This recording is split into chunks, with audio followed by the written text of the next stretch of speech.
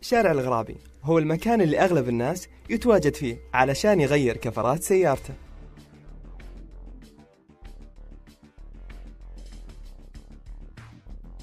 طرحنا كم سؤال وهذه كانت الإجابات. أي شيء عشوائي من نقشتها النقشة. كفرات أختار على حسب الجودة، السرعة. على الجودة يعجبني شكلها ومنظرها كذا، بس حسب الشركة. والله حسب النقشة مرات، أو نفس الكفر كيف شكله وهذا. تاريخ أنا عارف أرقامها حتى مقاسها أول مرة يعني تمر علي. رموز ما تعني لي شيء والله ما أعرفها صراحة، ما عندي خلفية أنا بالضبط. لا والله للأسف والله الرموز دي ما أهتم فيها، دائما أشوفه هذا بس إنه ما تهمني. بعد هالإجابات اتضح أن الأغلبية ما يعرفون وش معناها الرموز.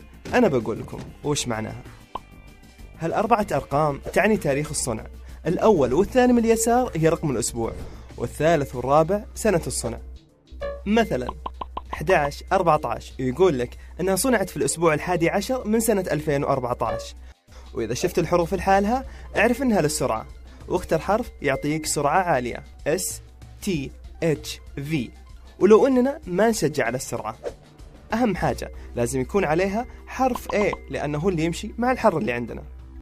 طبعا هذه بلد الصنع، هذا هو معامل الحمل، هذا مقياس الجنط، هنا عرض الكفر، وهذا يدللك على نوعية الكفر، وهذا الرقم هو نقشة الكفر، هذا يدلك على السحب وهو قدرة توقف الكفر على السطح المبلل، وهنا تلاقي دليل تلف سطح الكفر. بعد ما تستوعب هالرموز أقول لك تأكد أن الكفر ما له أكثر من 2 سنين، ولا تحمل سيارتك فوق ما تتحمل. وإياك والسرعة، أنت من وين تلاقيه؟ من ساهر ولا من كفراتك اللي ما تساعد؟ وعب الكفر بالضغط المناسب وخذ مقاس يمشي مع سيارتك ولا تغيره. لمزيد من المعلومات زوروا موقع الهيئة السعودية للمواصفات والمقاييس والجودة.